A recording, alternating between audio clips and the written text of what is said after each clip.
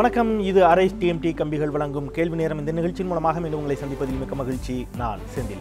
மக்கள் சமூகம் சார்ந்து உங்கள் ஒவ்வொருவருக்கும் ஓடிக்கொண்டிருக்கும் கேள்விகளுக்கான விடை காணும் நேரம் இது. அந்த வகையில் இன்றைய கேள்வி நேரத்தின் பொருள் என்ன திரையில் பார்க்கலாம். இன்றைய கேள்வி நேரத்தில் நாம் மீண்டும் கூட ஐஐடி மாணவர்கள் விவகாரத்தை நாம் விவாதத்திற்கு எடுத்திருக்கின்றோம். சென்னை ஐஐடியில் செயல்பட்டு வந்த அம்பேத்கர் பெரியார் வாசகர் வட்டத்திற்கு தடை விதிக்கப்பட்டிருப்பது சென்னையை தாண்டி டெல்லியில் மகாராஷ்டிரத்தில் இன்றைக்கு நாடு முழுவதும் ஐஐடியை தாண்டி பல்வேறு தரப்பட்ட மாணவர்களும் போராட்டத்தில் இறங்கக்கூடிய ஒரு சூழலை ஏற்படுத்தியிருக்கிறது. இத்தனை பெரிய விவகாரமாக இதை போராடுவதற்கான தேவை உள்ளபடியே இதில் இருக்கிறதா என்ற கேள்வி ஒருபுறம், இதை எதிர்க்கட்சிகள் தங்களுடைய அரசியல் ஆதாயத்திற்காக பயன்படுத்திக் கொள்கிறார்களா என்ற கேள்வி ஒருபுறம், மறுபுறம் பிரதமரையோ அல்லது மத்திய அரசினுடைய செயல்பாடுகளையோ விமர்சித்தால் தடை விதிப்பது என்பது கருத்து சுதந்திரத்திற்கு எதிரானது என்ற வாதம். இந்த தளத்திலும் மாணவர்களுக்கு அரசியல் தேவையா இல்லையா என்ற வாதங்கள், இவ்வாறு பல்வேறு விதமான வாதங்கள் இந்த தளத்தில் மையப்பட்டு கடந்த சில நாட்களாக விவாதத்திற்கு உட்படுத்தப்பட்டு கொண்டிருக்கின்றன. அந்த தளத்திலே நாம் இன்றைக்கு மீண்டும் கூட சற்றே ஆழமான ஒரு விவாதத்தை நடத்த இருக்கின்றோம். நம்மோடு அரங்கில் 4 சிறப்பு விருந்தினர்கள் இணைகிறார்கள். அவர்களோடு இணைந்து விவாதத்திற்குள் பயணிக்கலாம். திரு பிரின்ஸ் கஜேந்திரபாபு பொதுப்பள்ளிக்கான மாநில மேடையிலிருந்து நம்மோடு இணைகிறார். கல்வியாளர், வணக்கம். வழக்கறிஞர் அருள்மொழி திராவிடர் கழகத்தின் சார்பில் நம்மோடு இணைகிறார், வணக்கம். திரு ஹிதாயத்துல்லா காங்கிரஸ் கட்சியின் சார்பில் இணைகிறார், வணக்கம். திரு KT ராகவன் தமிழக பாரதிய ஜனதா கட்சியின் சார்பாக நம்மோடு இணைகிறார். 4 பேருக்கும் என்னுடைய நெஞ்சார்ந்த நன்றிகள், வணக்கம். நான் ஹிதாயத்துல்லாவிடமிருந்து தொடங்கலாம் அப்படின்னு நினைக்கிறேன். இது ஒரு விவாதத்திற்கு உட்படுத்தப்பட வேண்டிய பொருளா பிரச்சனையா என்றால் நிச்சயமாக ஆம், அதில் மாற்றுக்கிறது கிடையாது. ஆனால் இதை தாண்டி நீங்களே விமர்சிக்கக்கூடிய நில சீர்திருத்த சட்ட திருத்த மசோதா உள்ளிட்ட பல விவகாரங்கள், பல பிரச்சனைகள் இருக்கின்ற பொழுது அவற்றிற்கு கொடுக்காத இன்னும் கூட சற்றே அதிகமான முக்கியத்துவத்தை இந்த பிரச்சனைக்கு கொடுத்து இந்தியா முழுவதும் இதை ஒரு பிரச்சனையாக்கி போராட்டத்திற்கான ஒரு படிவத்திற்கு இன்றைக்கு கொண்டு சென்றிருப்பது அப்படிங்கிறது காங்கிரஸ் கட்சிக்கான ஒரு அரசியல் இதில் இருக்கிறதா? ஒரு லாபம் சார்ந்த, சுயலாபம் சார்ந்த அரசியல். பாஜகவை எதிர்ப்பதற்கான அம்பேத்கர் பெயரில் இயங்கக்கூடிய ஒரு அமைப்பிற்கு தடை வித்து விட்டார்கள். அம்பேத்கரை முன்னிறுத்தி ஒரு அரசியல் ஆதாயம் தேட காங்கிரஸ் நினைக்கிறதா? நிலம் கையகப்படுத்தும் மசோதா மக்கள் மத்தியிலே சென்று சேர்ந்து விட்டது. அது விவசாயிகள் பிரச்சனை. விவசாயிகள் அதை தெளிவாக அறிந்து வைத்து விட்டார்கள். இந்த நிலையில் இது பாரதிய ஜனதா இந்த மாதிரி செய்யுதோங்கிற பயம் எல்லாம் இருக்குது. இந்த மாதிரி சில விஷயங்களை எடுத்து விட்டு அதை மறக்கடிக்க செய்யக்கூடிய ஒரு நிலைமை உருவாக்கினார்களோ என்பது நீங்கள் சொல்கிற சந்தேகம் இருந்தாலும் கூட இது உயிர் பிரச்சனை. அதாவது விவசாயிகளும் கருத்து சுதந்திரம் அவர்களுக்கு வேண்டும், அவருடைய பிள்ளைகளும் ஐஐடியில் படிக்கிறாங்க. அப்போ மாணவர்கள் என்று சொல்லும் பொழுது ஏனையவர்கள் அத்தனை பேருக்கும் அங்கே பிள்ளைகள் இருக்கிறார்கள். இன்று ஐஐடி, நாளை எந்தெந்த கல்லூரி வரும் என்று சொல்ல முடியாது. உங்களுக்கு தெரியும், ஒரு கதை சொல்வார்கள். அவர்கள் யூதர்களை தாக்கினார்கள், நான் சும்மா இருந்தேன். அடுத்து யுரோஷியர்களை தாக்கினார்கள், நான் சும்மா இருந்தேன். கடைசியாக எங்களையே தாக்க வரும்போது, நான் சுருக்கமாகவே சொல்கிறேன், அப்போதுதான் நாங்கள் விழித்து கொண்டோம் என்று சொன்ன மாதிரி, முன்பு சிறுபான்மை மக்களிலே ஒரு பகுதியை தாக்கினார்கள், 2வது இன்னொரு பகுதியை தாக்கினார்கள், இன்று 3வது தாழ்த்தப்பட்ட மக்களுக்கு. இன்றைக்கு கூட தாழ்த்தப்பட்ட மக்களுடைய சட்ட நிலையெடுப்பு மசோதாவோடு வந்த ஒரு சட்டத்தை இன்னையும் அமல்படுத்த முடியாத ஒரு சூழல். 25 கோடி மக்களுக்கு எதிரான ஒரு நிலை ஏற்பட்டிருக்கிறது. அதை பற்றி இன்னைக்கும் பொதுவாக கவலைப்படாத ஒரு சூழல். இன்றைக்கு ஆளக்கூடிய அரசு 2014 சட்டத்தை கொண்டு வந்தாச்சு. அதை சரிப்படுத்தி அமல்படுத்த வேண்டிய சட்டம் வன்கொடுமை சட்டத்தினுடைய ஒரு திருத்த சட்டம். அதை கொண்டு வராம அப்ப தாழ்த்தப்பட்ட மக்கள், அடுத்து இன்னைக்கு பிற்படுத்தப்பட்ட மக்கள்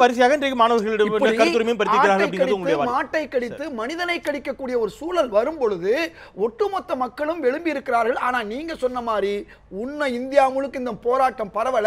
அது பரவுவதும் பரவாமல் இருப்பதும் இந்திய பிரதமர் மோடிக்கும் பிஜேபி கையிலும் இருக்கிறது.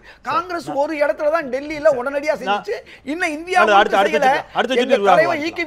சிலங்கவன் சொல்லியிருக்காரு, இது இந்தியா முழுக்கும் பரவும், அதை தடுப்பது பாரதிய ஜனதா கையில் இருக்கிறது. அடுத்த சுற்றில் விரிவாக விவாதிக்கலாம். ஆனா ஒரு கேள்வியோட போறேன், நீங்க பதில் அடுத்த சுற்றிலே கூட சொல்லுங்க.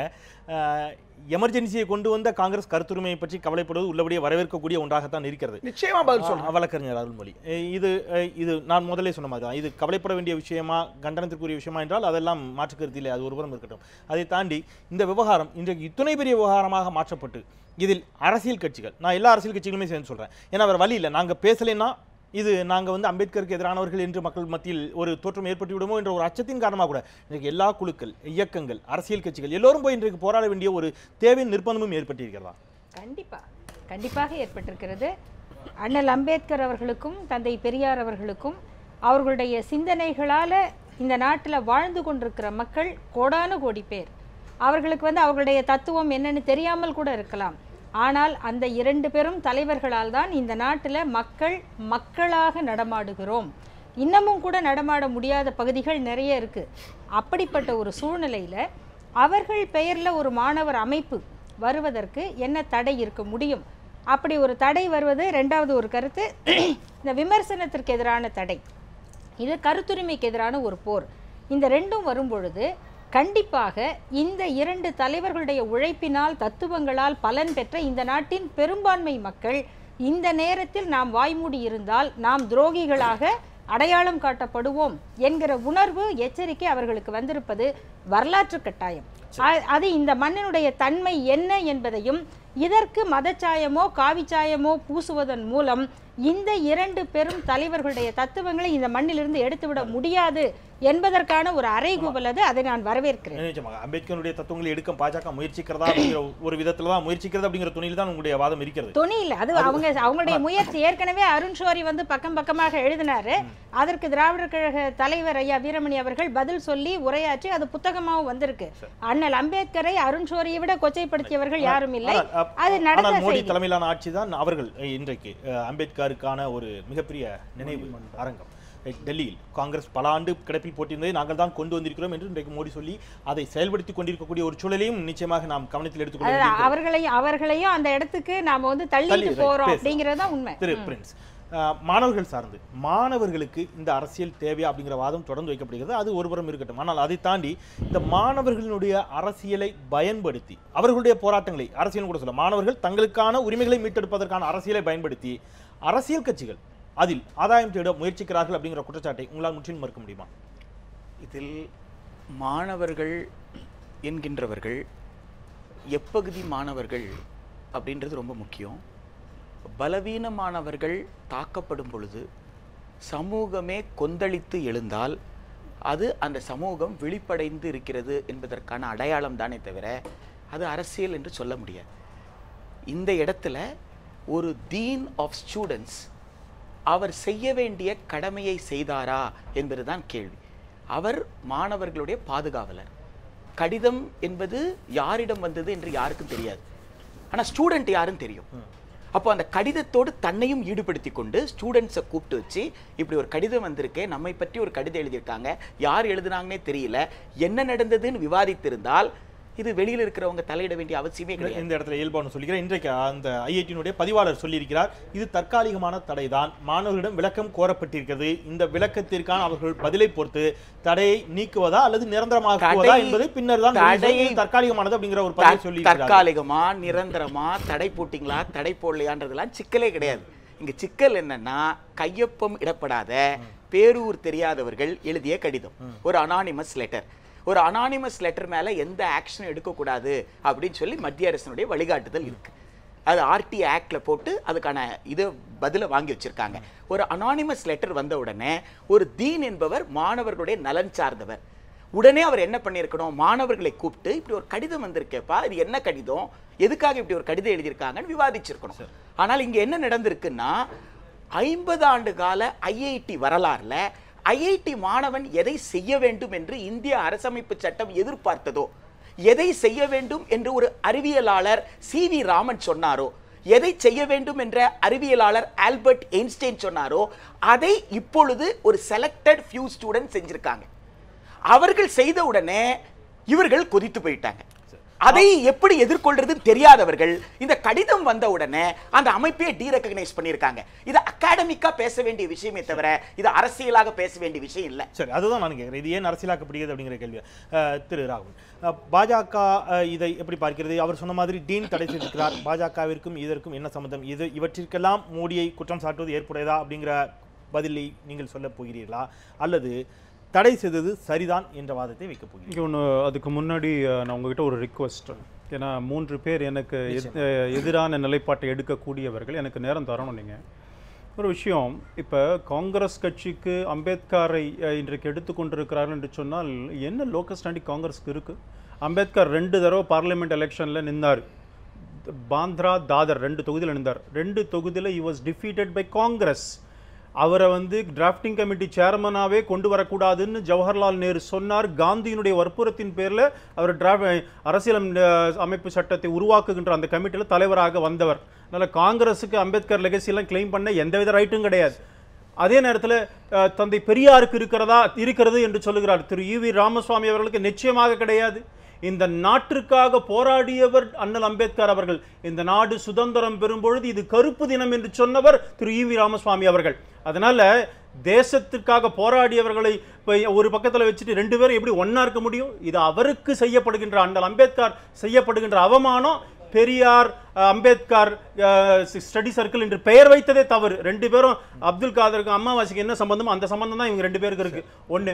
இன்னொரு விஷயம், நம்முடைய சகோதரர் சொன்னாரு மாணவர்களுடைய கருத்துரிமை. அங்கே சில பேர், இட்ஸ் அ ஃப்ரெஞ்ச் குரூப், அங்கே ஐஐடியில் இஸ்லாமியர் ஸ்டடி சர்க்கிள் இருக்கிறது. அந்த இஸ்லாமிய ஸ்டடி சர்க்கிளுக்காக, இஸ்லாமிய மாணவர்களுக்காக தனியாக ஒரு இடம், அவர்கள் அந்த தொழுகை நடத்துவதற்காக தனியாக இடம் இருக்கிறது. கிறிஸ்துவர் குரூப் இருக்கு, அவர்களுக்கு புரோட்டஸ்டன்ட்டுக்கு தனி, கேத்தலிக் கிறிஸ்டனுக்கு தனியாக இருக்கிறது.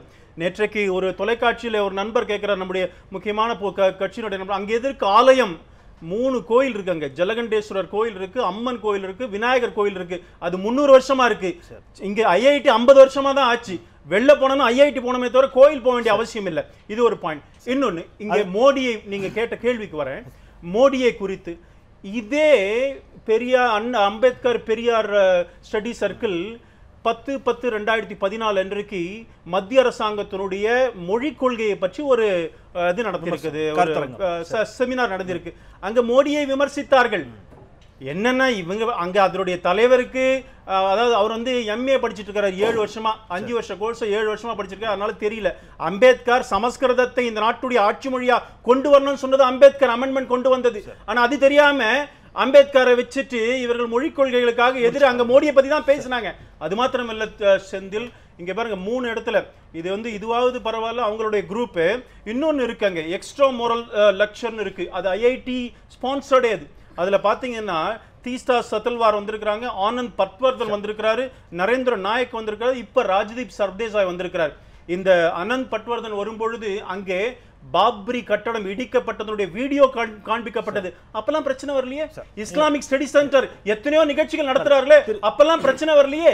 இப்பொழுது அங்கே இந்து மதத்தை டைரக்டாக, இந்து மதத்தை ஒழிப்போன்னு பேசி வந்தா அதை கேட்டால் இது ஒரு சிறிய இடைவெளிக்கு பிறகு பேசலாம். இதே அரங்கில் இந்த விவாதம் சனிக்கிழமை கூட கொண்டு வரப்பட்டது. அன்றைக்கும் கூட வைக்கப்பட்ட வாதம்ங்கிறது இந்து மதத்தை ஒழிக்கப்பட வேண்டும், இந்து மதம் வேறறுக்கப்பட வேண்டும் என்ற வாதங்களை தொடர்ந்து வைத்தவர் அண்ணல் அம்பேத்கர் அப்படிங்கிற இல்ல 1936 ஈயோலாவில் நடைபெற்ற மாநாட்டில்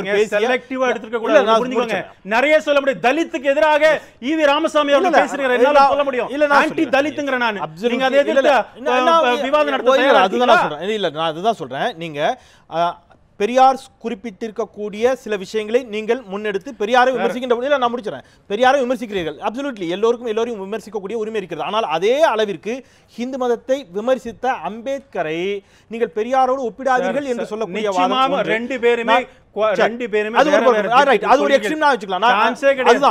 இந்த விவாதம் என்பது பெரியார் அம்பேத்கர் தொடர்புடையதாகவோ அல்லது காங்கிரஸ் என்ன செய்தது அப்படிங்கிற தொடர்புடையதாகவோ சென்று விடாமல், நான் என்ன கேட்கிறேன் அப்படின்னா, அவர்கள் என்ன விமர்சனம் செய்தார்கள், எதற்காக தடை விதிக்கப்பட்டது, அந்த விமர்சனத்திற்கான உரிமை இருக்கிறதா இல்லையா அப்படிங்கிற தளத்தில் நாம் இந்த விவாதத்தை கொண்டு செல்லலாம். நான் கேக்குற சத்தானிக் வர்சஸ் பத்தி விமர்சனம் பண்ணுவீங்களா? சாலமன் ருஷ்டி எழுதினார் இஸ்லாமியர்களை பத்தி, தைரியம் இருக்கா? அதுதான் நான் சொல்றேன். அம்பேத்கர் பெரியார் ஸ்டடி சர்க்கிளுக்கு தைரியம் இருந்தா, துணிவு இருந்தா ஒரு சிறிய இடைவெளிக்கு பிறகு பேசலாம். அந்த துணிவு இருந்த காரணத்தினால் தான் பாபர் மசூதி இங்கே இடிக்கப்பட்டது. எஸ், அது இருந்துச்சுல, நீங்க கேட்டீங்க இல்லையா? இத பத்தி டிஸ்கஸ் பண்ண உங்களுக்கு தெரியுமா இருக்கு? இல்ல நான் கேக்குறேன். அது நம்ம ஒரு சிறிய இடைவெளிக்கு பிறகு நம்ம அந்த பழைய வரலாறுகளை தாண்டி நான் திருப்பி சொல்றேன், ஐஐடியில் இந்த அமைப்பு தடை செய்யப்பட்டதற்கான காரணிகள் என்ன, அதனுடைய நோக்கம் என்ன, இதில் மத்திய அரசுக்கு தொடர்பு இருக்கிறது என்று சொல்லக்கூடிய வாதம் எந்த அளவுக்கு ஏற்புடையது, இந்த தளத்திலே நாம் விவாதிக்கலாம் அப்படின்னு நினைக்கிறேன். ஒரு சிறிய இடைவேளைக்கு பிறகு கருத்துரிமை பறிக்கப்படுகிறதா, மாணவர்கள் எந்தெந்த தளங்களில் தங்களுடைய கருத்துக்களை பதிவு செய்வதற்கான உரிமைகள் அவர்களுக்கு இருக்கின்றன, இந்த தளத்தில் பேசலாம் ஒரு சிறிய இடைவேளைக்கு பிறகு. நியூஸ் 7 தமிழ், பொறுப்பும் பொது நலமும். சிறிய விளம்பர இடைவெளிக்கு பிறகு மீண்டும் டிஎம்டி கம்பிகள் வழங்கும் கேள்வி நேரம் நிகழ்ச்சிக்கு உங்களை மிகுந்த அன்போடு வரவேற்கின்றேன். சென்னை ஐஐடியில் அம்பேத்கர் பெரியார் வாசகர் வட்டம் தடை செய்யப்பட்டிருப்பது குறித்து பேசிக் கொண்டிருக்கின்றோம். வழக்கறிஞர் அருள்மொழி அவர் சில விஷயங்களை குறிப்பிடுறார். அம்பேத்கரோடு முரண்பாடு இல்லை, அம்பேத்கரையும் பெரியாரையும் இணைத்து அங்கே அவர்கள் வைத்திருப்பதே அது ஒரு ஏமாற்று வேலை அப்படிங்கிற ஒரு காரணையும் தொடர்ந்து அவர்கள் வைக்கக்கூடிய வாதம் அப்படிங்கிறது பெரியாரின் சிந்தனைகள் கருத்துக்கள் என்ற பெயரில் அங்கே ஹிந்து மதத்திற்கு எதிராக திட்டமிட்டு அவதூறான பிரச்சாரங்கள் பரப்பப்படுகின்றன. சாதிய துவேஷங்கள் தூண்டப்படுவதற்கான வாய்ப்புகளை எல்லா இடங்களிலும் செய்து கொண்டிருக்கிறார்கள். அதனால் அதை தடை செய்ய வேண்டும்ங்கிற ஒரு கோரிக்கையை அவங்க சொல்றாங்க. உங்களுடைய பதில்? அதாவது முதல்ல இப்போ இவங்களுடைய கவலை என்ன? தந்தை பெரியாரும் அண்ணல் அம்பேத்கரும் டிட்டோ டிட்டோ டிட்டோ அப்படியே கோடு போட்ட மாதிரி ஒரே கோட்டில் பயணம் செய்தவர்களா அப்படின்னு ஆராய்ச்சி பண்ணுறதுன்னா அதையும் கூட பண்ணுங்க, நீங்களும் வந்து கூட சேர்ந்து விவாதம் பண்ணலாம், தப்பே கிடையாது. இரண்டு பெரும் தலைவர்கள் இருவேறு மாநிலங்களில் பிறந்து அவர்களுடைய அரசியல் பாதை பொதுப்பாதை வேறு மாதிரியான வழியில் போகும்போது ரெண்டு பேரும் ஒரே மாதிரியாக நடந்திருக்க மாட்டார்கள். அதை பற்றி கவலைப்பட வேண்டியவங்க வந்து ரெண்டு பேருமாக சேர்ந்து செயல்படுகிற நாங்கள் தானே தவிர ரெண்டு பேருக்கும் எதிரிகளாக இருக்கிற நீங்கள் இல்லை. இந்த இரண்டு பேருக்கும் பொது எதிரியாக இருந்தவர்கள் இந்து அடிப்படைவாதிகள். அண்ணல் அம்பேத்கர் அவர்கள் கடைசி வரை இதில் வந்து காங்கிரஸா பிஜேபியா இதெல்லாம் அப்புறம், அண்ணல் அம்பேத்கர் அவர்கள் ஹிந்து கோட் பில்லை கொண்டு வருவதற்காக நாடாளுமன்றத்திலே முயற்சி செய்து யார் இந்துன்னு முதல்ல அடையாளம் காட்டுங்க, தாழ்த்தப்பட்டவர்கள் இந்துக்கள் அல்ல, அவங்க அவர்ணஸ்தர்கள், அவர்கள் இந்து மத வர்ணாசிரமத்துக்குள்ளேயே வரமாட்டார்கள், நீங்கள் இப்படி இந்துவை கணக்கெடுங்கன்னு சொன்னால் இந்துக்கள் வந்து மெஜாரிட்டின்னு இங்கே சொல்ல முடியாது. ஆகையினால அந்த சட்டத்தையே உருவாக்க விடாமல் தடுக்கப்பட்டது. இந்து மதத்தை ஒழித்தால்தான் ஜாதி ஒழியும்ன்றதுல தந்தை பெரியாரும் அண்ணல் அம்பேத்கர் அவர்களும் ஒரே இடத்துல இருந்தவர்கள், சமூக நீதிக்காக போராடியவர்கள், இந்திய அரசியல் சாசனத்தில் இடஒதுக்கீட்டுக்கான பிரிவை கொண்டு வந்ததிலும் சரி, திருத்தம் செய்யப்பட்டதிலும் சரி, ரெண்டு பேருக்கும் சமமான இடம். நீங்களே தொடருங்கள். இந்த கருத்துக்களை இந்த மாணவர்கள் பேசுவதில் என்ன தவறு? அதுதான் உங்களுடைய வாதமா? இந்த கருத்துக்களை மட்டும் இல்ல, எந்த கருத்துக்களையுமே விவாதம் செய்வதில் என்ன தவறு? இப்போ ஐஐடியில வந்து ராமாயணா ஸ்டடி சர்க்கிளுக்கு என்ன வேலை? அது கேட்டா இது வந்து இந்து மதத்துல பெரிய சயின்ஸ் இருக்கு, சரி சயின்ஸ்ன்னு சொல்றீங்க, வாங்க நம்ம விவாதம் பண்ணுவோம். அதை கேள்வி கேட்டால் ஏன் உங்களுக்கு கோவம் வருது? இன்னொன்று, நீங்கள் இந்த ராமாயணம் மகாபாரத கதைகளை எல்லாம் நீங்கள் சிறந்த காவியம் அப்படின்னு சொன்னீங்கன்னா எனக்கு கேள்வியே வராது. ஏன்னா அது காவியம்ங்கும் போது பல கற்பனைகள் அதில் இருக்கும். ஆனால் நீங்கள் என்ன சொல்ல விரும்புகிறீங்க? இந்த நாட்டினுடைய வரலாறுன்னு சொல்கிறீங்க. அப்போ வரலாறுன்னா நாங்கள் கேள்வி கேட்போம், இது வரலாறா, இப்படி நடந்திருக்க முடியுமா அப்படிங்கிற கேள்வியை கேட்டு எங்களுக்கு உரிமை உண்டு. இந்த கேள்வியை கேட்டவர்கள் தான் தந்தை பெரியாரும் அண்ணல் அம்பேத்கரும். ரிடில்ஸ் அண்ட் ஹிந்துயிசம்னு அவருடைய புத்தகத்தை எடுத்து நான் அம்பேத்கர் ஸ்டடி சர்க்கிளில் பேசுகிறேன். அதில் உங்களுக்கு என்ன பிரச்சனை இருக்க முடியும்? நான் என்ன பேச வேண்டும் என்பதை முடிவு செய்கிற அதிகாரம் உங்களுக்கு கிடையாது. அதுதான் அடிப்படையான விஷயம். இன்னொன்று, அவங்க கைவிட்டாங்க. இப்போ உங்க பிரச்சனை என்ன? நாங்க பேசலாமா கூடாதா? நீங்க எங்களுக்கு தடை போடுவது நீங்கள். நான் ஏன் இன்னொருத்தரை பத்தி பேசணும்? இதெல்லாம் ஆப்கானிஸ்தானா? இல்ல, ரைட், நிச்சயமா இந்தியா தானே. நான் திருப்பி வரேன், மூன்று முடிச்சிருவாங்க. திரு ஹிதாயத்துல்லா, நான் ஏற்கனவே அந்த சுற்றில் போறதுக்கு முன்னாடி கருத்து சுதந்திரத்தை பற்றி காங்கிரஸ் கவலைப்படுகிறதா அப்படிங்கிற ஒரு கேள்வியோடு போனேன். ஏன்னா மிசாவை கொண்டு வந்தவர்கள் அப்படிங்கிற தளத்தில் நீங்க இந்த மாணவர்கள் போராட்டங்களை மையப்படுத்திய வாதம் அப்படிங்கிறதுனால நான் ஒரு விஷயத்தை நினைவுபடுத்துகிறேன். காங்கிரஸ் ஆட்சி காலத்தில் ஈழ விவகாரம் இங்கே இருந்த உச்சத்தில் இருந்த நிலையில் பல்வேறு மாணவர் அமைப்புகள் போராட்டத்தில் இறங்கினார்கள். அன்றைக்கு மாணவர் அமைப்புகள் தூண்டிவிடப்பட்டு போராடுகிறார்கள், இவர்களுக்கு அரசியல் இருக்கிறது, அரசியல் பின்புலம் இருக்கிறது, பல குற்றச்சாட்டுகளை மாணவர் அமைப்புகளின் மீது காங்கிரஸ் தலைவர்கள் எல்லா மேடைகளிலும் வைத்துக் கொண்டிருந்தார்கள். அந்த போராட்டத்திற்கு எந்த இடத்திலும் காங்கிரஸ் தன்னுடைய ஆதரவை கொடுத்ததும் இல்லை. இன்றைக்கு மாணவர்கள் போராட்டம் நடைபெறுகின்ற பொழுது இது மாணவர்களுடைய கருத்து சுதந்திரம் பாதுகாக்கப்படணும் அப்படின்னு பேசுவது அப்படிங்கிறது எல்லா காலகட்டங்களிலும் மாணவர்களுடைய கருத்து சுதந்திரம் பாதுகாக்கப்பட வேண்டும் என்ற ஒரு வாதம் வைத்தால் அது ஏற்புடையது. இன்னைக்கு பிரச்சனை நாடு முழுக்கும் உள்ள பிரச்சனை என்னன்னா, எவ்வளவோ போராட்டம் நடந்துச்சு. மன்மோகன் சிங் மாதிரி உலகத்திலேயே திட்டப்பட்ட, ஏன் இந்தியாவில் எந்த பிரதமரும் திட்டப்படாத ஒரு மனிதராக இருந்தார். அவர் எதையும் தடை செய்யலை, அன்னைக்கு போராட்டங்களை எல்லாம் தடை செய்யலை. இன்றைக்கு நடக்கிற பிரச்சனை என்னன்னு சொன்னால், கருத்துரிமையை தடை செய்வது, கருத்துரிமைக்கு ஆதரவு கொடுப்பதா இல்லையா என்பது வேறு. இதுதான் இப்ப பிரச்சனை. இன்றைக்கு அம்பேத்கர் மீதும் பெரியார் மீதும் புதிதாக பிஜேபிக்கு ஒரு பாசம் வந்திருக்க. அது மட்டுமல்ல, இந்த 2 பேரை பற்றி பேசும்பொழுது ஒவ்வொருவராக மாட்டுவது. என்ன சொல்றாங்கன்னா, ஒரு தமிழர் கட்சி தலைவரை கூப்பிட்டு பெரியாரை திட்ட வைக்கிறது.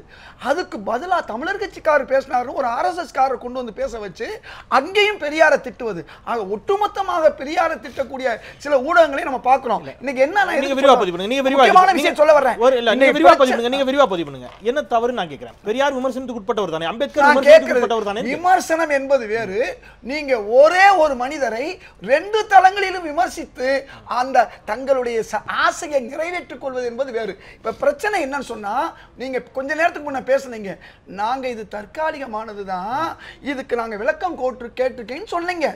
ஆனா என்ன அவங்க சொல்றாங்க, மாணவர்கள் இதை மறுத்த அம்பேத்கர் பெரியார் வாசகப்பட்ட மாணவர்கள் ஐஐடி நிர்வாகத்திடம் இருந்து விளக்கம் கேட்டு இதுவரை எந்த நோட்டீஸும் எங்களுக்கு வரவில்லை. இது இப்ப புதுசா 2வது பூசி மெழுகல். எப்படி ஸ்மிருதி இரானி அவர்கள் ஒரு வார்த்தை சொன்னாங்க, உலகமே கேட்டுச்சு. என்ன கேட்டுச்சு தெரியுமா? முதல் சட்டம் சொன்னாங்க, மாணவர்கள் வந்து இந்த மாதிரி தப்பு செய்யக்கூடாதுன்னு சொல்லிவிட்டு எனக்கு இதுக்கு சம்பந்தம் இல்ல. அவர்கள் அதுதான் இப்ப கேக்குறேன். இந்த ஐஐடிங்கிறது ஒரு அட்டானமஸ் அமைப்பு, ரைட்? அது ஒரு தன்னாட்சி அதிகாரம் கொண்ட அமைப்பு அப்படிங்கிற பட்சத்துல அதன் மீது பல்வேறு குற்றச்சாட்டுகள் வைக்கப்பட்டு கொண்டிருக்கின்றன, விமர்சனங்கள் வைக்கப்பட்டு கொண்டிருக்கின்றன. இடஒதுக்கீட்டிற்கு அங்கே அனுமதி இல்லை, ஒரு குறிப்பிட்ட சாதியை சேர்ந்தவர்கள் இருக்கிறார்கள், பல விவகாரங்களை நீங்க உள்ள கொண்டு போயிட்டு இருக்கிறீங்க. இங்க மத்திய அரசு எங்கிருந்து வந்தது, இதில் மோடி எங்கிருந்து வந்தா? ரொம்ப தெளிவான விஷயம். ஏற்கனவே சகோதரர் அற்புதமா சொன்னாரு.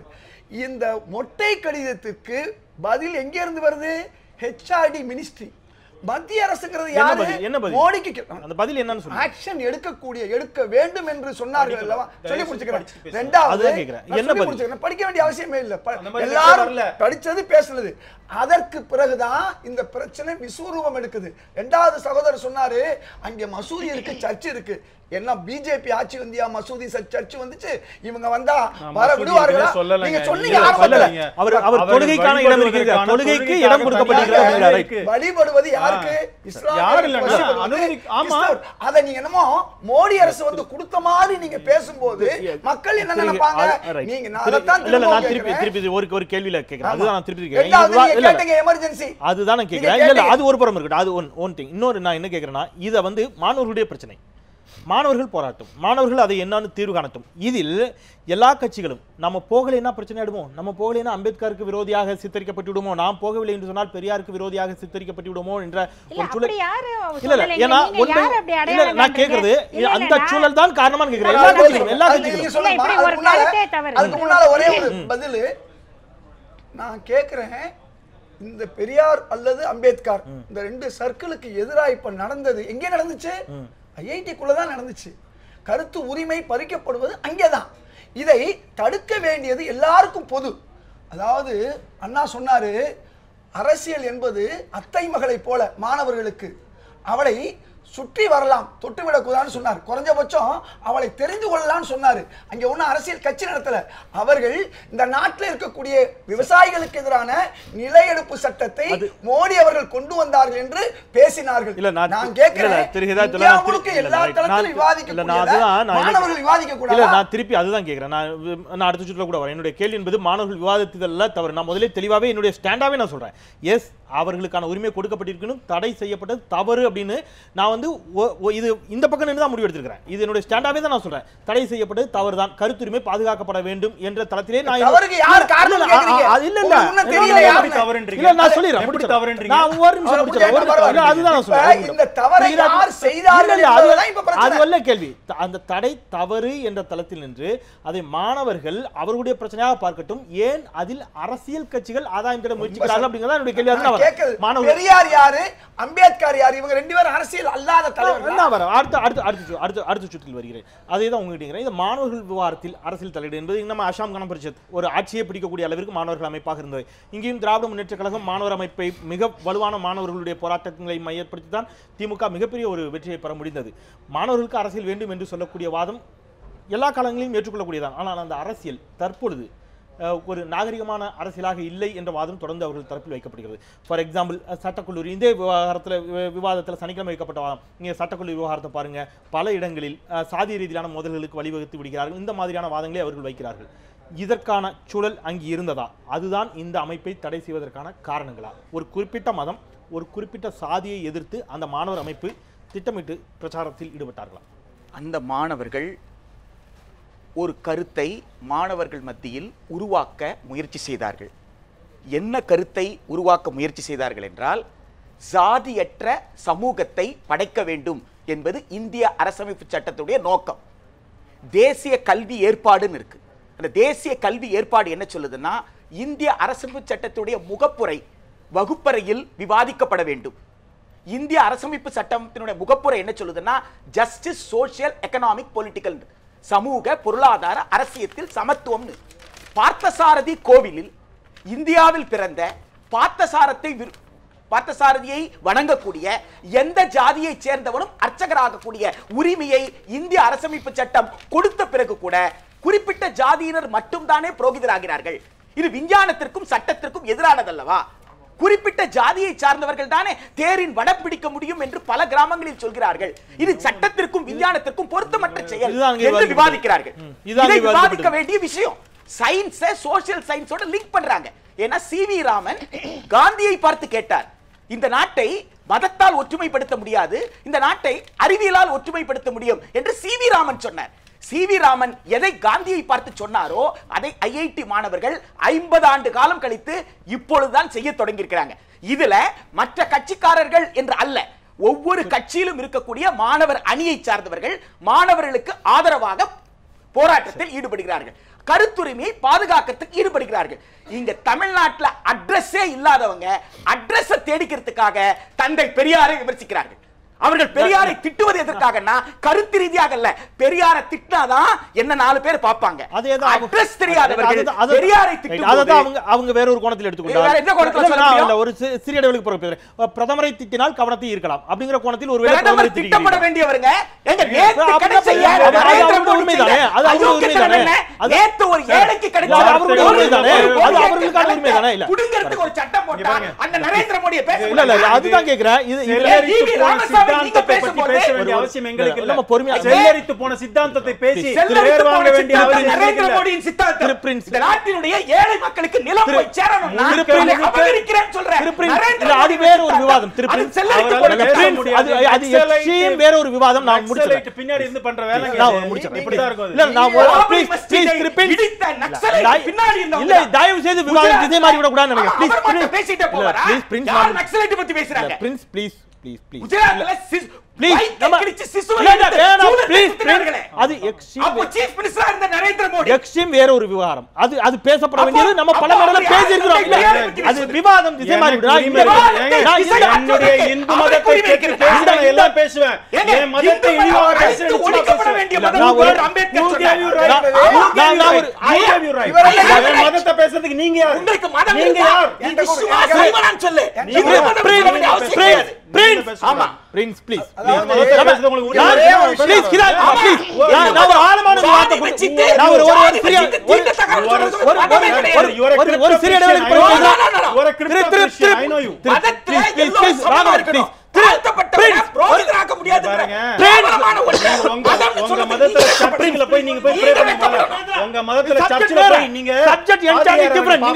எல்லா விஷயங்களும் விவாதத்துக்கு உட்படுத்தப்பட வேண்டியது, அதுல மாற்று கருத்து இல்லை. ஆனா இன்றைய விவகாரம் என்பது மாணவர்களை மையப்படுத்தி ஒரு விவகாரமாக இருக்கிறது. தயவு செய்து நம்ம அது குறித்து பேசலாம். ஒரு சிறிய இடைவேளைக்கு பிறகு அந்த விவகாரம் குறித்து நம்ம பேசலாம். மாணவர்கள் அரசியலில் ஈடுபடுவதை குறித்தே நாம் பேசிக் கொண்டிருக்கின்றோம். அந்த தளத்திலேயே பேசலாம். ஐஐடி மாணவர்களுக்கான கருத்துரிமை பறிக்கப்படுகிறதா? மாணவர்களுடைய கருத்துரிமைக்கான அளவுகோல் என்ன? பொதுவாக கருத்துரிமைக்கான அளவுகோல் என்ன? ஐஐடி மாணவர்களினுடைய அந்த அமைப்பு தடை செய்யப்பட்டதற்கான காரணிகள் என்ன? அந்த காரணிகள் கருத்துரிமை மீறல்களா? இந்த தளத்தோடு இணைந்து பேசலாம் ஒரு சிறிய இடைவேளைக்கு பிறகு. நியூஸ் 7 தமிழ், பொறுப்பும் பொது நலமும். சிறிய விளம்பர இடைவேளைக்கு பிறகு மீண்டும் RSTMT கம்பிகள் வழங்கும் கேள்வி நேரம் நிகழ்ச்சிக்கு உங்களை மிகுந்த அன்போடு வரவேற்கின்றேன். சென்னை ஐஐடியில் அம்பேத்கர் பெரியார் வாசகர் வட்டம் தடை செய்யப்பட்டது குறித்து பேசிக் கொண்டிருக்கின்றோம். மாணவர்களுக்கான கருத்துரிமைக்கான அளவுகோல் என்ன என்ற தளத்தில், பொதுவாக கருத்துரிமைக்கான அளவுகோல் என்ன என்ற தளத்தில் பேசிக் கொண்டிருக்கின்றோம். திரு ராகவன், இந்த இடத்துல கருத்துரிமைக்கான அளவுகோலாக எதை தீர்மானிக்கிறீர்கள்? அவர்கள் சில கருத்துக்களை மீறினார்கள், அதனால் தடை செய்யணும் அப்படிங்கிறீங்க.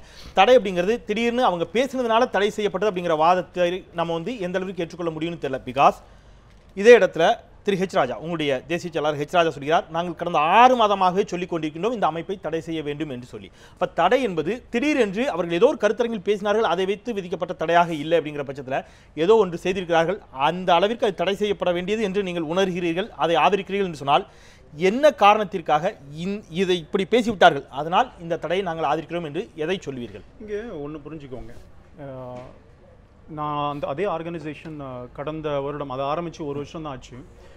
அக்டோபர் 10ஆம் தேதி நான் சொன்ன ஏற்கனவே நரேந்திர மோடியோடைய அந்த மொழி கொள்கை ஏதோ சான்ஸ்கிரிட்டை கொண்டு வந்துட்டாங்கன்னு பிரச்சனை, அதெல்லாம் யாரும் தடுக்கலையே சார். இவர் சொல்றாரு கருத்துரிமை சுதந்திரம், அதெல்லாம் நீங்க கரெக்டாக கேட்டீங்க. சுதந்திரத்தை இப்போ அந்த எமர்ஜென்சியில் கட்டுப்பாட்டுக்குள்ள சுதந்திரத்தை கழுத்தை நெரிச்சவங்க சுதந்திரத்தை பற்றி பேசுகிறாங்க. 2013 இஃப் ஐ ரிமெம்பர் கரெக்ட் 12-13 இதே இஸ்லாமிக் ஸ்டடி சர்க்கிள் அங்கே ஒரு கருத்தரங்க நடத்தினாங்க. தேவர் வாண்ட் அஃப்கோர்ஸ் அந்த சப்ஜெக்ட் வந்து ஜிகாத் அந்த மாதிரி சப்ஜெக்ட் நிறைய பேர் எல்லா சப்ஜெக்டையும் கொண்டு வராங்க. அது கொண்டு வந்து அவங்கள இருங்க ஆதாரத்தோட அவர் மத ரீதியாவே இங்க பேசி ஒரு கலவரத்தை உருவாக்குறாரு போல தெரியுது. ஆதாரம் இல்லாம சொல்லல, நான் இப்போ அந்த ஸ்டடி சர்க்கிள்ல தவறும் சொல்லல. பல கருத்து வேறுபாடுகளோடும் நரேந்திர மோடியும் கூட விமர்சிக்கப்பட்டார். இவர் அதே அம்பேத்கர் பெரியார் கல்ச்சரல்ஸ் அந்த ஸ்டடி சர்க்கிளால் நரேந்திர மோடியும் விமர்சிக்கப்பட்டார். அப்படி விமர்சித்தா தவறுன்னே சொல்லல, ஏன்னா விமர்சனங்களுக்கு உரிமை இருக்கிறது, விமர்சிக்கட்டும், தவறு நான் சொல்ல வரல. ஆனால் இங்கே பர்மிஷன் வாங்கிட்டு அம்பேத்கர் அவர்களை பற்றி பேசுவதாக பர்மிஷன் வாங்கிட்டு அவங்க போட்ட போஸ்டர்ஸும் அந்த சர்க்குலர்ஸ் இன்டர்னல் இமெயில்ஸ் போகலாம், அவங்களுடைய அந்த ஸ்டூடெண்ட்ஸ் மத்தியில் இன்டர்னல் இமெயில் போக முடியும். அதில் இந்து மதத்தை பற்றி இந்து மதத்தை ஒழிக்க வேண்டும் என்று கொண்டு போகும்பொழுது அதை கேட்பதில் என்ன தவறு இருக்குது? அங்கே மத மோதலுக்கு வந்தால் பரவாயில்லையா? நான் கேட்குறேன், ஹார்வர்டு பல்கலைக்கழகத்தில் சுப்பிரமணியம் சுவாமி பேசக்கூடாது, ஏன்னா ஒரு இஸ்லாமிய பற்றி ஏதோ சொல்லிட்டாருன்னு இங்கே இருக்கிறவங்களாம் லெட்டர் எழுதினவாங்க. அது இங்க பேசினா அங்க பேசக்கூடாது. ஹார்வர்டு பல்கலைக்கழகத்தில் சுப்பிரமணிய சுவாமி அலோ பண்ணவே கூட, லெக்சரராகவே விசிட்டிங் ப்ரொஃபஸரா இருக்கக்கூடாதுன்னு சொன்னவங்க தானே இவங்கெல்லாம். அப்ப அலோ பண்ண வேண்டியது தானே, சுதந்திரம் அங்கே போச்சு. இன்னொன்னு நான் ஏற்கனவே சொன்ன சத்தானிக் வர்சஸ் இவர் எழுதின அந்த ருஷ்டி எழுதின சத்தானிக் வர்சத்தை பத்தி இவங்க டிஸ்கஸ் பண்ணா ஏத்துமா? நான் ஏத்துக்க மாட்டேன். ஏன்னு சொன்னால் ஒருத்தருடைய மத உணர்வுகளை புண்படுத்தும். அது இஸ்லாமியரா இருந்தானே கிறிஸ்தவரா இருந்தானே யாருடைய மத உணர்வை புண்படுத்துறதுக்கு நமக்கு அதிகாரம் கிடையாது. அந்த அவர் சொன்ன மாதிரி அந்த அனானிமஸ் லெட்டர் யார் எழுதினாங்கன்னு தெரியாத ஒரு லெட்டர் போயிட்டு அதை அடிப்படையாக வைத்துதான் இந்த தடை விதிக்கப்பட்டிருப்பதாக வைக்கப்படக்கூடிய வாதம் இருக்கக்கூடிய ஒரு நிலையில் அந்த கடிதத்தில் குறிப்பிட்டிருப்பது என்பது மோடியை தவறாக அங்கே பேசுகிறார்கள், விமர்சிக்கிறார்கள் என்ற தளத்தில் தான். செந்தில், நீங்க அந்த கடிதத்தை நீங்க பார்த்திருப்பீங்க நினைக்கிறேன். அதுல ஹிந்து மதத்தை ஒழிக்க வேண்டும் என்று அம்பேத்கர் சொன்னதாக சொல்லி அதையே 2 பேரா அதுவே வருது. நீங்களும் படிச்சிருப்பீங்க, முடிஞ்சா நீங்களும் போட்டு காட்டுங்க. அந்த அளவுக்கு இருக்கிறது. அம்பேத்கர் அப்படி கருத்து சொன்னாரா? நரேந்திர மோடி என்ற பிரதமரை விமர்சிப்பதற்கு எல்லாருக்கும் உரிமை இருக்கு சார். எதிர்க்கட்சி காங்கிரஸ் எங்களை சப்போர்ட்டா பாராட்டணும் நாங்க எதிர்பார்க்கிறோம். விமர்சிக்கலையா சோனியா காந்தி? திரு ராகவன், அம்பேத்கர் உள்ளபடியே நீங்க ஒரு வழக்கறிஞர், அம்பேத்கர் அவ்வாறு பேசி இருக்கிறாரா இல்லையா? அவர் பேசாத ஒரு கருத்தை தவறுதலாக கொண்டு போய் சேர்த்தார்களா? சேர்த்தார்கள் என்றால் நம்ம தடை கோருவோம். பொறுத்த வரைக்கும் அந்த விவாதம் இருக்கும் என்று சொன்னால் அது எந்த கான்டெக்ட்ல இருக்குன்னு அதை பத்தி விவாதிக்கலாம், தப்பு கிடையாது. ஆனால் ஹிந்து மதத்தை ஒழித்து கட்டணும் ஒவ்வொரு தலைவரும் ஒவ்வொரு மாதிரி பேசுறேன். நான் சொல்றேன், திரு ஈவே ராமசாமி அவர்கள் தலித்துக்கு எதிராக பேசியிருக்கிறார். என்னால நான் இப்ப கூட சொல்றேன், சகோதரி சொல்லட்டும், ஐஐடில விவாதிக்கலாமே. நீங்க சகோதரி சகோதரி சொல்றாங்க ராமாயணத்தை பத்தி ஐஐடில என்ன விவாதம் அப்படின்னு கேக்குறாரு. இந்தியா சுதந்திரம் பெறும்போது இது துக்க தினம் சொன்ன பெரியார பத்தி விமர்சிக்கணும். நாங்க வந்து ஒரு அசோசியேஷன்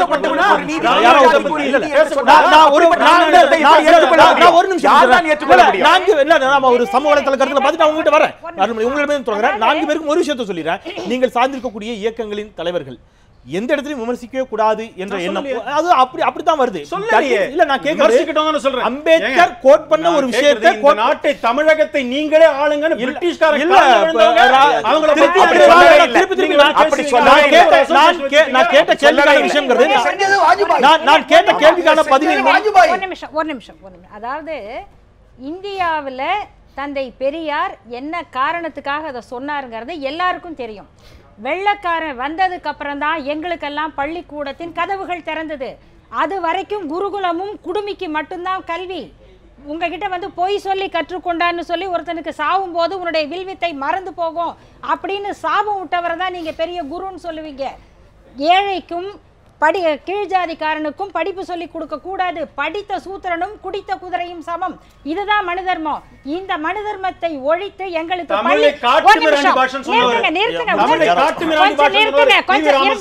முதல்ல நீங்க சொன்ன ஒரு பொய் பிரச்சாரத்துக்கு நான் பதில் சொல்றேன். எங்களை பொறுத்த வரைக்கும் இந்தியாங்கிறது வெள்ளைக்காரன் வந்ததுக்கு அப்புறம் தான் இந்தியா. அது வரைக்கும் இது 54 தேசம், யார் யாரும் எப்படி எப்படியோ ஆண்டாங்க. வெள்ளைக்காரன் தான் இதை இந்தியா வாக்குனா. அந்த வெள்ளைக்காரன் வந்த அப்புறம் தான் எங்களுக்கு பள்ளிக்கூடம் வந்தது, எங்களுக்கு மரியாதை வந்தது. இல்ல இல்ல முட்டிக்கு கீழே எங்க தாத்தா வந்து வேட்டி கட்ட முடிஞ்சதுங்க. தோல்ல போட்ட துண்டை தோல்ல போடுற இருங்க, ஒரு நிமிஷம் இருங்க. நீங்க பேசுனதெல்லாம் நாங்க கேட்டுட்டு இருந்தோம். கால்ல போடுற செருப்பை கையில எடுக்க சொன்ன சமூகம் இந்த சமூகம். செருப்பை கால்ல போடுறதுக்கு உரிமை கொடுத்தவன் வெள்ளைக்காரன். அப்ப பெரியார் சொல்றாரு, நீங்க போனீங்கன்னா இந்த மாதிரி ஆட்கள் எங்களை சூத்துறேன்பா, என் கூட என்ன எதிரில் பார்க்க கூடாதும்பாங்க, தொடக்கூடாதும்பாங்க, பார்த்தா தீட்டும்பாங்க. இதை விட எங்களுக்கு மரியாதை கொடுத்த வெள்ளைக்காரன் ஆழ்வதில் எங்களுக்கு எந்த பிரச்சனையும் இல்ல. இத சொல்றேன். இது ஒரு பிரச்சாரம். நான் என்ன சொல்றேன், அனிகிலேஷன் ஆஃப் காஸ்ட் அம்பேத்கர் தான் எழுதினாரு. அதை பத்தி அம்பேத்கர் ஸ்டடி சர்க்கிள் பேசாதா? உங்க வசிஷ்டருக்கு என்னங்க வேலை? ஐஐடியில வசிஷ்டர் சர்க்கிள் இருக்குல்ல, விவேகானந்தர் சர்க்கிள் இருக்குல்ல. நான் என்ன சொல்றேன்,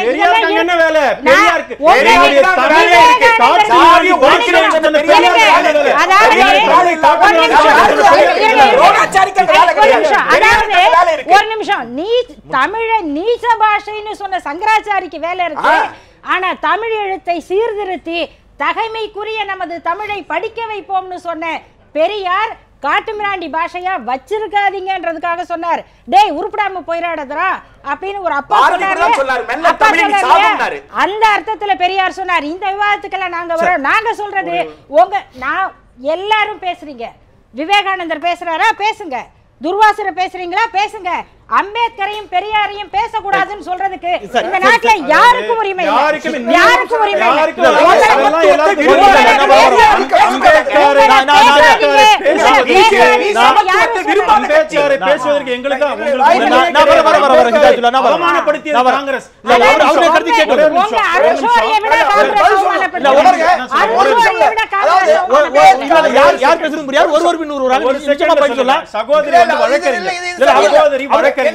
இந்தியா வந்து 56 தேசங்களா இருந்து அப்ப இந்தியன் பீனல் கோட்ல இருந்து இந்தியன் கான்ட்ராக்ட் ஆக்ட்ல இருந்து இந்தியன் கான்ட்ராக்ட் ஆக்ட் 800ல வந்து இந்தியாங்கற வார்த்தை அப்ப இல்ல. திருப்பி ஒரு சட்டம் இல்ல.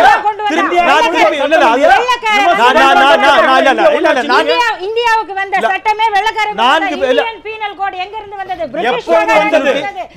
இரண்டு பேரும் வழக்கறிஞர். நான் இன்னொரு விஷயம் சொல்றேன். முதல்ல 56 தேசம் தான் பேசுறவன் தான் புத்திசாலிங்கற காம்ப்ளெக்ஸ் இந்த நாட்டுல உண்டாக்குனவங்க யாரு? இங்கிலீஷ் படிச்சவன் அறிவாளிங்கிற எண்ணத்தை உண்டாக்குனவங்க தான் இன்னைக்கு வந்து தேசியத்தை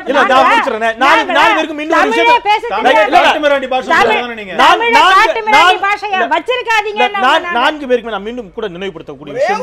நீங்க பேசுங்க, நீங்க பேசுங்க. பெரியார் கொண்டு வந்த தமிழ் சீர்திருத்தம், எழுத்து சீர்திருத்தம் தான் இன்னைக்கு தமிழை வாழ வச்சிருக்கு. அது இல்லைன்னு யாரும் சொல்லிட முடியாது. ஏன் பெரியார், நான் என்ன சொல்ல வர்றேன், நீங்க பெரியார் அம்பேத்கருக்கு இவ்வளவு பெரிய முக்கியத்துவம் கொடுத்து அரசியலமைப்பு சட்டத்தில் கொண்டு போனது மகாத்மா காந்தியும் பண்டித ஜவஹர்லால் நேரு. அதனமோ திருப்பி திருப்பி அம்பேத்கரை தூக்கி தலையில வச்ச மாதிரி பேசி காங்கிரஸ் குறை சொல்லாதீங்க. இரண்டாவது விஷயம், அவர் வேறு கட்சியாக இருந்தாலும் அவருக்கு முக்கியத்துவம் கொடுத்து சட்ட அமைச்சராக வச்சு அரசியல் நிர்ணய சட்டத்தில் கொண்டு வந்தது காங்கிரஸ் என்பதை இன்னைக்கு யாரும் மறந்துடக்கூடாது. நான் கேட்கிறேன், பாரதிய ஜனதாவோ ஜனசங்கமோ என்னைக்காவது அம்பேத்கரை ஆதரிச்சிருக்கா? ஆதரிச்சிருக்கா? நான் கேட்கிற கேள்வி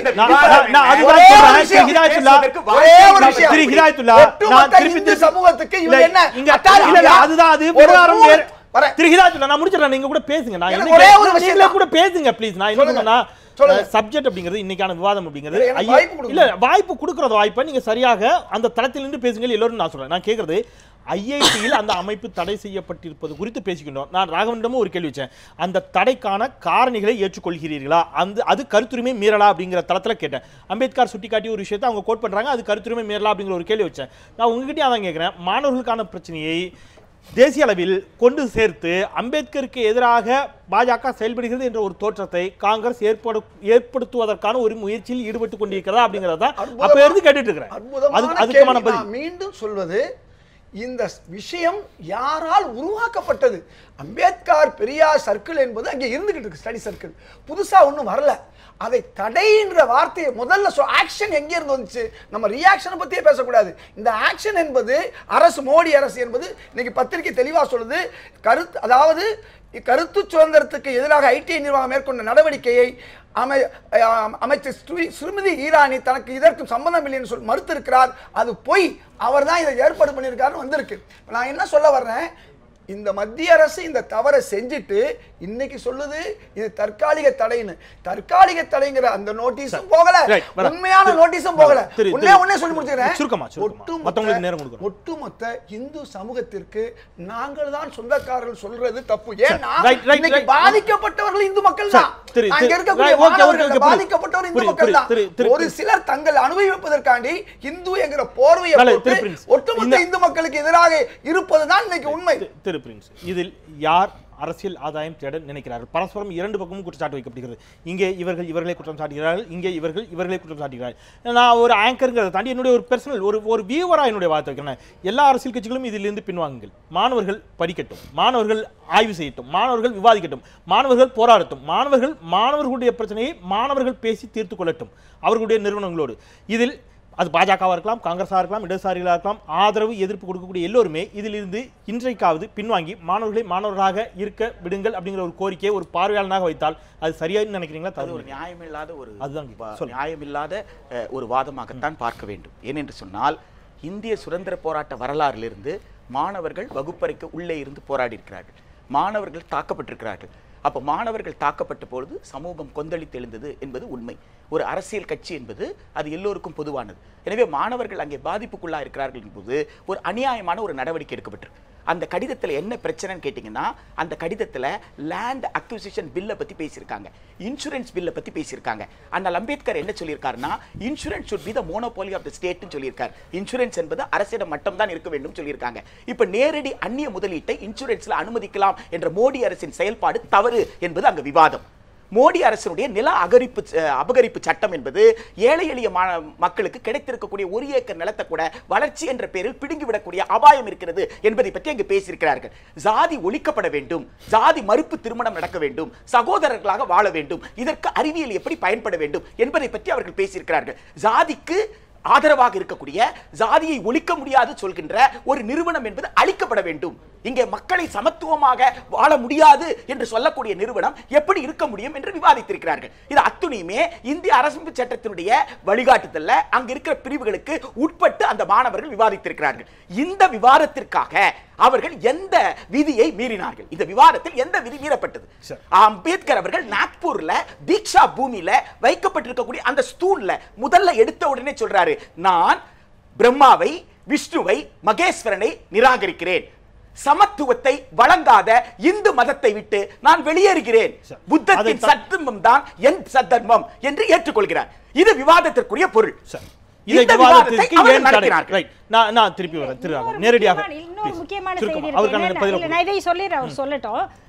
அவங்க பேசினதுல முக்கியமான விஷயம் என்னன்னா, இந்த நில அபகரிப்பு சட்டம், இன்சூரன்ஸ்ல அந்நிய முதலீடு தனியார் மயமாக்குறது, பொதுத்துறை நிறுவனங்கள்ல நேரடியாக 100% 100% அந்நிய முதலீடு, குழந்தை தொழிலாளர் சட்டத்தை திருத்தக்கூடிய இந்த முயற்சி, இந்த 4ம் இந்திய தேசத்தினுடைய பொருளாதாரத்தை பாதிக்கிறது, இந்தியாவை அது கபலீகரம் பண்ணிடும் அப்படின்னு அந்த மாணவர்கள் பேசியிருக்காங்க. இப்போ பிரச்சனை என்னன்னா, இப்படி பேச விடக்கூடாதுங்கிறது கார்ப்பரேட்டுகளுடைய அழுத்தமாக இருக்கும். இது கார்ப்பரேட் கவர்மெண்ட், அதனால அவங்க தடையிடுறாங்க. முடிச்சிடும். திரு ராகம், இது நேரடியாக அவர்களுக்கான கேள்விகளுக்கான பதிலாக கூட எடுத்துக்கொள்ளுங்கள். விமர்சனம் அப்படிங்கிறது அரசினுடைய செயல்பாடுகள் குறித்தானதாகவே அந்த கருத்தரங்கில் இருந்தது. இதற்கு ஏன் தடை அப்படிங்கிறாங்க. இது போன்ற விமர்சனங்களுக்கான ஒரு உரிமையை அளிக்க மத்திய அரசு தயங்குகிறது. நிச்சயமாக இல்லைங்க, விமர்சனங்கள் வரவேற்கப்படுகிறது, அதுதான் ஜனநாயகம் கூட அதில் ரைட்டும் இருக்குது. நான் தான் சொன்னேன், நாங்கள் எப்படி சோனியா காந்தி அவர்களை விமர்சிப்பதற்கு எங்களுக்கு உரிமை இருக்கிறதோ அவர்களுக்கும் நரேந்திர மோடி, அதே போல் மரியாதைக்குரிய சகோதரி சொல்கிற மாதிரி அவங்களுடைய இயக்கத்தை விமர்சிப்பதற்கு எங்களுக்கு உரிமை இருக்குது, அவங்க எங்களை விமர்சிக்கலாம், அதெல்லாம் ஒன்றும் தப்பு இல்லை. அதாவது கொள்கை ரீதியான விமர்சனங்கள் எல்லாருமே ஏற்றுக்கொள்வார்கள், அதில் மாற்று கருத்து கிடையாது. அதான் ஜனநாயகம். இதில் நில ஆர்ஜித சட்டத்தை பற்றி இவர்கள் வந்து டிஸ்கஸ் பண்ணுவதற்காக போட்டதாங்கிற நீங்க அந்த சர்க்கிள் அவங்க இன்டர்னலா அமைச்ச சர்க்குலரை பாருங்கிற அந்த போஸ்டரை பாருங்க, அது எல்லா வலைதளத்திலையும் அது பரவிட்டு தான் இருக்கு. அதிலே ஹிந்து மதத்தை பற்றியே குறிப்பாக பேசப்பட்டிருக்கிறது. இது வந்துங்க நீங்க முதல்ல கேட்டீங்க, எங்களுடைய தேசிய செயலாளர் முன்னாடியே சொன்னார் 6 மாசத்துக்கு முன்னாடி, இட்ஸ் அ டிசைன். ஒரு ஆள் அங்க 5 வருஷம் படிக்க வேண்டிய ஆள் 7 வருஷம் படிப்பதற்கு காரணமே அவர் பின்னாடி பேக்ரவுண்ட்ல அவருடைய மார்க்ஸ் அந்த நக்சலைட் சித்தாந்தம் இருக்கிறது. அங்க உள்ள வரணும்னு வந்துட்டு டெலிபரேட்டாவே காலேஜ் அட்டெண்ட் பண்ணாம 7 வருஷம் வரைக்கும் ஒரு எம்ஏவை 7 வருஷம் படிக்கிறாங்க. காரணம் இந்த மாதிரி மக்களை அங்கே திரட்டுவது அவருடைய அஜெண்டா. இது இட்ஸ் a fringe group. எந்த மாதிரி திரட்டு? அதாவது இந்த அதான் சொல்றேன், ஜாதி இருக்க கூடாது அப்படினு சொல்றது தப்புன்னு சொன்னாங்க. ஜாதி இருக்க கூடாதுன்னு சொன்னா அவர்கான கொஞ்சம் இருங்க சார். ஏங்க நக்சல் மார்க்ஸ்னு சொல்றதுக்கு பதிலா எது இருக்க கூடாது? ஜாதி இருக்க கூடாதுன்னு சொல்றாங்க. அவங்க நக்சல் பேசல, அவங்க ஜாதி இருக்க கூடாதுன்னு பேசுறாங்க. அது அவர்ட்ட பேசலாம். உங்களுக்கு கேள்விக்கான பதில் சொல்லவே மாட்டேன்றாங்க. பதில் அவர்கான தேச விரோத நக்சலைட் ஜாதி இருக்க கூடாதுன்னு சொன்னா தேச விரோதமா? இந்த தேசத்தில் ஜாதி இருக்கணுமா? நக்சலைட்டுகளாக டைரக்டா வந்துருங்களா? டைரக்டா சொல்றேன் சார். சொல்லிட்டு இருந்தா இந்த இந்தியாவுல ஜாதி இருக்குன்னு சொன்னா இது ஜாதிய தேசமா? இது ஜாதிய தேசமா? அது சொல்லுங்க. இது ஜாதிய தேசமா? ஆனா கேள்வி கேட்டீங்க, இதுல ஜாதி இருக்குமா? ஜாதி இருக்குமா? தீண்டாமை தான் ஜாதி. பிரின்ஸ் அவருக்கு நேரம் கொடுத்தவரே அவர் பதில் சொல்வாரு. இந்தியா என்பது தீண்டாமையா? பதில் சொல்லுங்க. இந்தியா என்பது தீண்டாமையா? இந்தியா என்பது ஜாதி ஏற்றத்தாழ்வா? அது அவர்ட்ட கேக்கலாம், அவர் பதில் சொல்லலையா? அதுதான் சொல்லுங்க. இந்தியாவில் ஜாதி இருக்குமா இருக்காதா? அதுக்கு பதில் நான் டைரக்டா வந்துறேன். இந்தியாவில் எல்லோரும் வந்து புரோகிதர் ஆக முடியுமா முடியாதா? அதுக்கு பதில் வேண்டும். அவர் நான் என்ன பேசுவது என்று நான் தான் முடிவு பண்ண முடியும். ஆமா. இதில் கஜேந்திர பாபு முடிவு பண்ண முடியாது. You have no right. ஒரு தேச விரோதி. You have no right to Thiru Prince அப்படி தனிப்பட்ட முறையில நம்ம எந்த நீங்க வார்த்தையும் யாருங்க? என்ன கேக்குறீங்க? ஒரு கல்யாண மண்டபத்தில் எல்லா ஜாதியை சேர்ந்தவரும் எந்த அங்க சமைக்கணும். திரு டயலாக்லாம் பேச வேணாங்க. சினிமா டயலாக்லாம் இங்க பேசிட்டு இருக்காங்க. ப்ளீஸ் கண்ட்ரோல் யுவர் மாணவர்கள் எழுப்பி கேட்கறது. Thiru prince please control yourself. அவருக்கான டயத்தை கொடுக்கணும். நீங்க 3 பேர் கேள்வி வச்சிருக்கீங்க. அவருக்கான நேரத்தை கொடுப்பது ஜனநாயகம். எதை வேண்டுமானாலும் பேசலாம். அவர்ட்ட பேசலாம். அவரை பேசணும். நான் வசிரம்ல நான் அகாடமிக்கா பேசனேன். எதுவுமே மக்களுக்கு போய் சேராது. அவர் ஈவி ராமசாமியை பத்தி பேசுறாரு. திரு ராமசாமி ப்ளீஸ் ராமசாமி இல்ல 5 நிமிடங்கள் இருக்கின்றன. தயவு செய்து ஆளுக்கு 1 நிமிடங்கள் எடுத்துக்கொள்ளுங்க. பொறுமையாக அகாடமிக்கா பேசலாம் பேசலாம். எஸ் ப்ளீஸ் 5 நிமிடங்கள் இருக்கின்றன. ஆளுக்கு 1 நிமிடங்கள் எடுத்துக்கொள்ளுங்கள். யாரும் யாருடைய கருத்திலும் குறுக்கிட வேண்டாம். 1 நிமிடங்கள் சராசரியா திரு ராகவன். நான் என்ன பேசணும் நான் தான் முடிவு பண்ணணும். அப்சல்யூட்லி உங்களுக்கான உரிமை இருக்கிறது. அவர் அகாடமிஷியனே கிடையாது. நிறைவாக அவர் கம்யூனிஸ்ட்ங்க. அந்த போர்வையில வந்து அகாடமிஸ்ட் அவருக்கு இந்த சமயம் கிடையாது. அவர் எல்லாரும் சமம் கிடையாது. தனிப்பட்ட தகவல் பரஸ்பரம் யாருமே வேண்டாம். கைகூப்பி கேட்கிறேன். பேசுறதுக்கு கூப்பிடுறீங்க. ப்ளீஸ் சமம் கூடாதுன்னு சொல்றானே. இந்த நாட்டில் எல்லோரும் ஒற்றுமையா இருக்க கூடாதுன்னு சொல்றானே. ஒற்றுமை பற்றி பேசணும். எப்படி பேசுவாரு? நான் உங்கள் 4 பேரையும் மிகப்பெரிய அளவிலே மதிக்கிறோம். உங்களுடைய உணர்வுகளுக்கு மதிக்கிறோம். ப்ளீஸ் நான் ஆரம்பிக்கிறேன். ப்ளீஸ் அவர் முடிச்சிட்டோம். அவருக்கு 3 பேர் கொடுத்தாங்க. அவர்கான என்ற போர்வையில வந்து கொண்டு அங்கே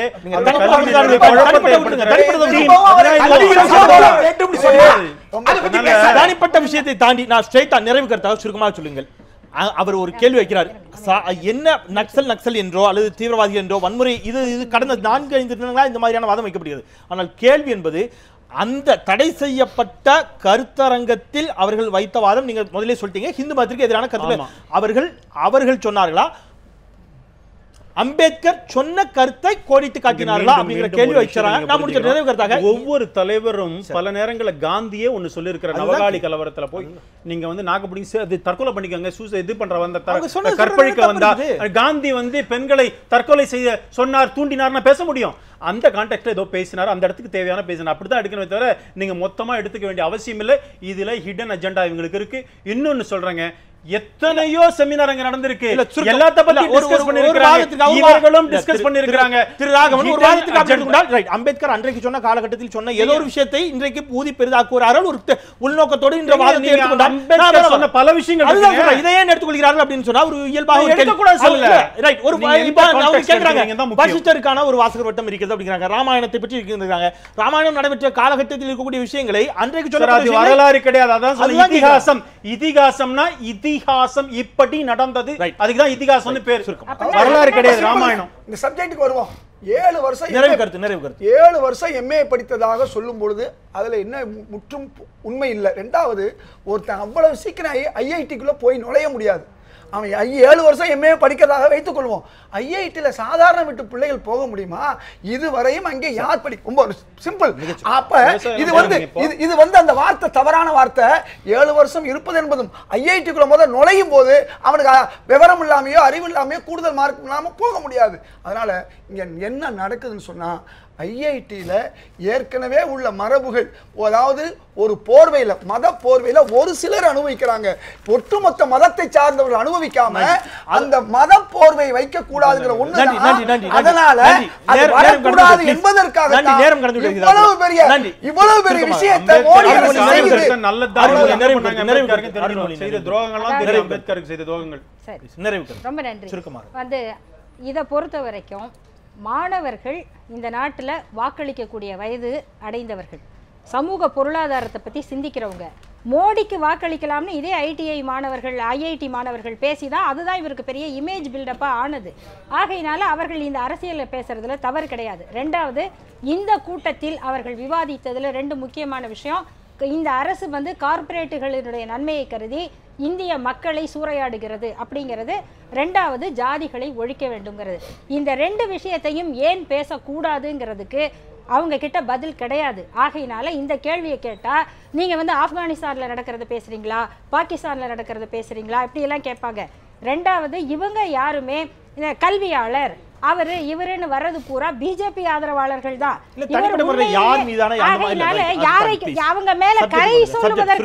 அவங்க மேல கரை வீசுவதற்கான காரணத்தை தேடிக்கிட்டு இருப்பாங்களே தவிர இந்த கருத்துக்கு அவர்களிடம் பதில் இல்லை. அதனாலதான் இப்போதைக்கு அவங்க வந்து நாங்க தற்காலிகமாக சொல்லி இருக்காங்க, அதை நிரந்தரமாக பின்வாங்கிக்குவாங்க நான் நம்புறேன். மிக தெளிவாக ஒரு வழிகாட்டுதல கொடுத்திருக்கார். என்னன்னா, யாருக்கு தகவல் பெறக்கூடிய வாய்ப்பு இருக்கிறதோ அவர்களுக்கு தான் நடவடிக்கை எடுக்க வேண்டிய பொறுப்பும் இருக்கிறது. 50 ஆண்டு காலமாக ஐஐடி மாணவர்கள் செய்ய தவறியதை இன்று ஒரு சிறிய கூட்டமாக இருக்கக்கூடிய தாழ்த்தப்பட்ட பிற்படுத்தப்பட்ட சமூகத்தைச் சேர்ந்த மாணவர்கள் தங்களுடைய ஒடுக்குமுறை பற்றியும் தாங்கள் எப்படி சமூகத்தில் ஒடுக்கப்பட்டிருந்தோம் என்பதை பற்றியும் ஒரு சமத்துவமான வாழ்க்கைக்கு நாம் எப்படி வித்திடலாம் என்கின்ற ஒரு நல்ல எண்ணத்தில் வைக்கப்பட்ட ஒரு விவாதம் என்பது ஆதரிக்கப்பட வேண்டும், வளர்க்கப்பட வேண்டும். அப்படிப்பட்ட சித்தாந்தம் விவாதிக்கப்பட்டால் தான் ஒரு சமத்துவமான சமூகத்தை நம்மால் படைக்க முடியும். அந்த வகையில் அந்த மாணவர்கள் பாராட்டுக்குரியவர்கள். நன்றி நன்றி நன்றி பிரின்ஸ். தொடர்ச்சியான கருத்துக்கள் தொடர்ச்சி வைத்துக் கொண்டே இருக்கலாம். இருந்தாலும் ஏற்கனவே 1 நிமிடம் கடந்து விட்டது. 4 பேரும் தொடர்ச்சியான உங்கள் பணிகளுக்கு மத்தியில் எங்களோடு இணைந்தீர்கள். மிக்க நன்றி. 4 மிக்க மிக்க நன்றி. சற்றே ஆவேசமாகவும் இன்னும் கூட கொஞ்சம் ஆழமாகவும் நடைபெற்ற இந்த விவாதத்திற்கு வந்து ஒத்துழைத்த அவர்களுக்கும் பார்த்த நேயர்களுக்கும் நன்றியை தெரிவித்து இந்த அளவிலே நான் நிறைவு செய்கின்றேன். மறந்து கொண்டே இருப்பது மக்களின் இயல்பு, அதை மீண்டும் மீண்டும் நினைவுபடுத்திக் கொண்டே இருப்பது எனது கடமை. அந்த வகையில் மற்றும் சில மக்கள் சமூகம் சார்ந்த பிரச்சனைகளோடு கேள்வி நேரத்தில் மீண்டும் உங்களை நாளை சந்திக்கின்றேன். நான் செந்தில். நன்றி.